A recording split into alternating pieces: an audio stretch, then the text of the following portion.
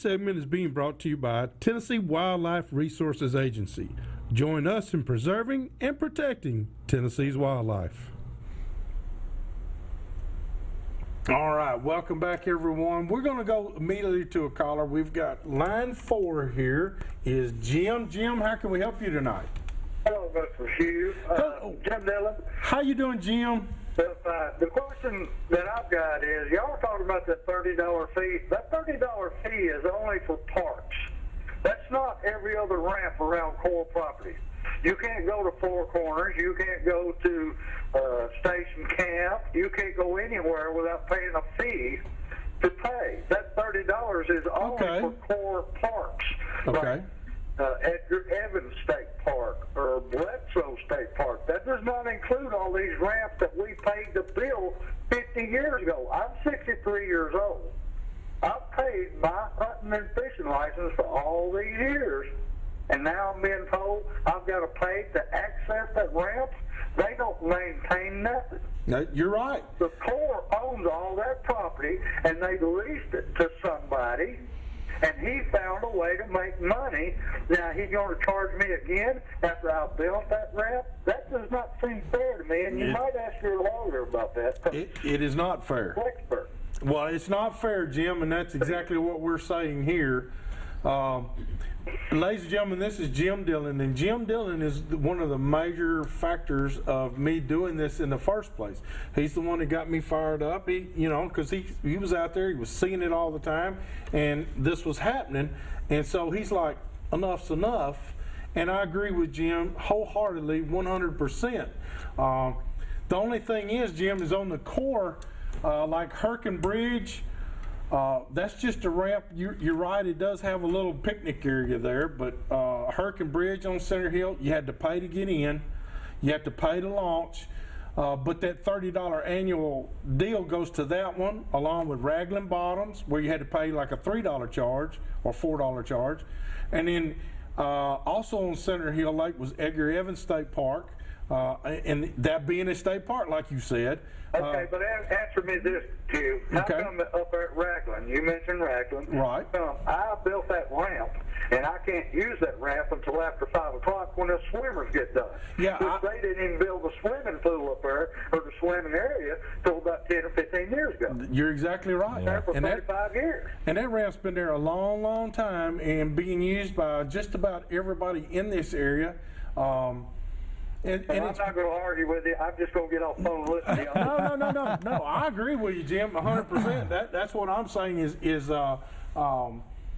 you're exactly right. Why are they taking it away from us, and why is it given to a swimmer? And Jim will tell you that swimming area is 80 or 90 yards away from that ramp in the first place. Yeah.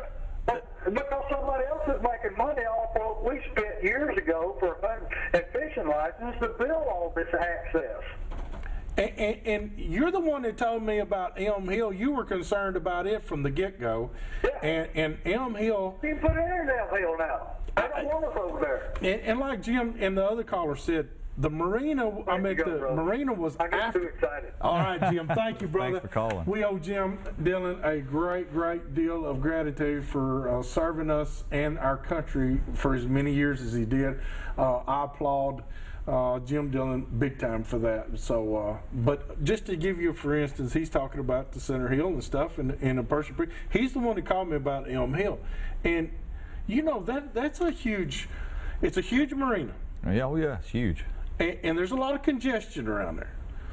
But to just flagrantly come out and say no, and I'm like you, I'm tempted to hook up the old boat, go over there and just try to launch and see if I'm told no. Well, I mean, I don't see how they could tell you no. I mean, you put it in the water, you park there. I mean, I've never seen a wrecker service tow a boat in a trailer. No, I've never either. Never seen that happen. So I think somebody's got to challenge it, because we sit back and just continue to let this happen. I mean, it's real clear that they don't want the fishermen congesting, the area over there. And I think a lot of fishermen buy the gas, they buy ice, they buy drinks, and their money's as green as everyone else's is. You bet it is. But for whatever reason, there's an issue with congestion, and it looks as though the marinas have won out at this point in time until we take a stand and do something about this and you know, request copies of this lease and get an explanation. Really? What about Nashville Shores? I know Nashville Shores is another one. I don't know if they have shut down public access to everybody or not, but I know that they were instrumental in shutting down the one across the bay from them. Yes, yeah, I know they were, and I have a friend that actually has a houseboat over there at that small marina, but there's controlled access from the top, so you wouldn't even have an opportunity to go down there and test the waters, if you will, to see if you're able to use it. But I often wondered that as well. But they, you know, and that ramp was there before that boat dock, is my understanding. But it does appear that they have their own private ramp. But you know, again, I don't know how long that whole area has been private. Well, I want to hit just a little bit and get Nick on a little bit of Old Hickory Lake also. On Old Hickory Lake, not only do we have, now you can see some of these ramps have been charging like $3 or $4 to launch. Old Hickory's been able to shoot the branch and all in. You can launch all day. There's no restrictions there. You can, Rockland Recreation Park, you can launch there. Turtle Bay used to be Blackjack Cove, used to be Old Hickory Marina. Hickory Marina. They have a big sign out there. They're charging by the foot now.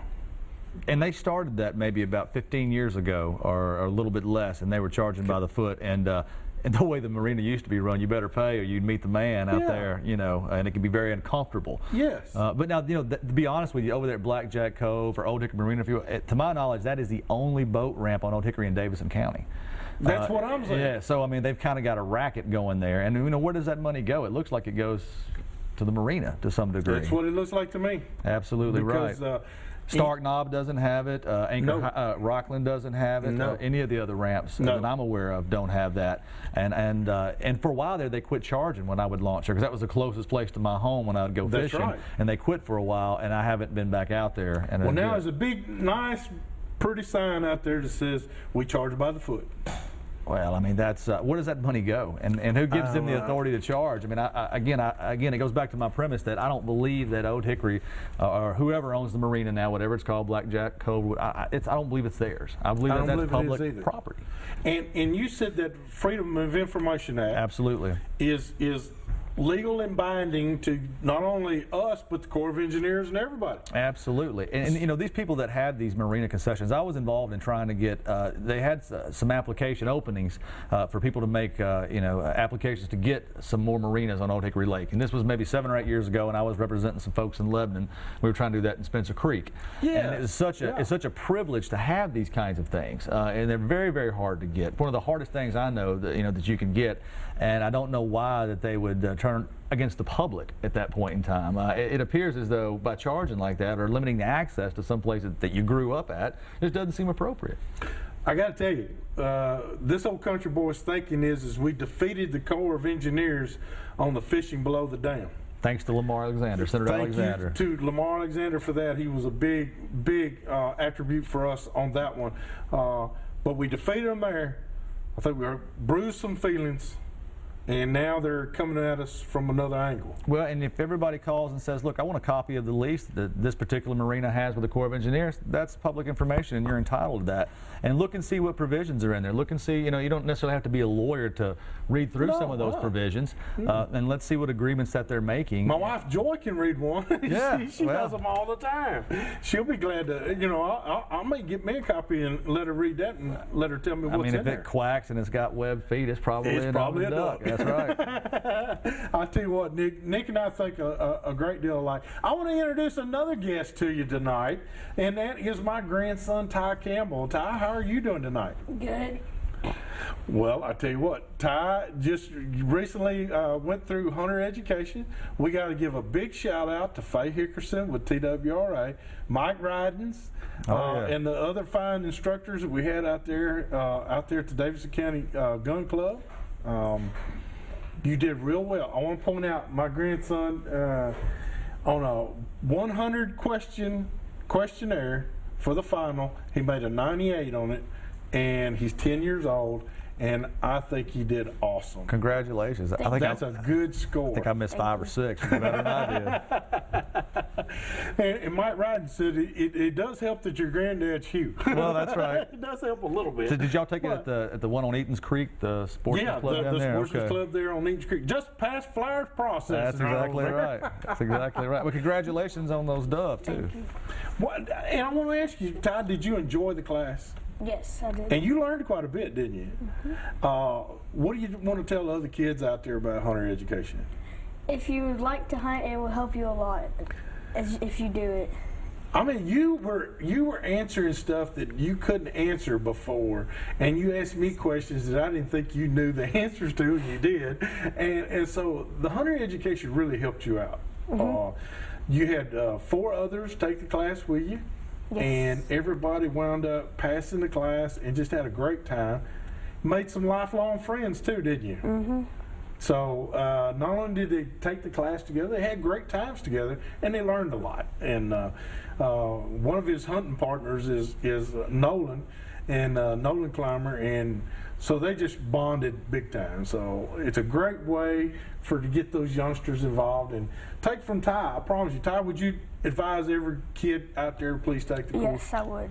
All right, there you got it. From one kid to all you other kids out there, take the hunter education, it won't hurt. Hey, I've got to say hello to Lori, which is the daughter of Mr. and Mrs. Goddard in Harriman, Tennessee. Want to say a big shout out? He doesn't miss a show.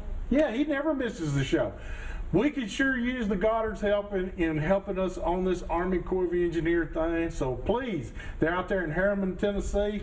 We'd love to have you help us out there. We're going to take a quick break. When we come back, we'll see you with more of Southern Woods and Waters. I lost my train of thought.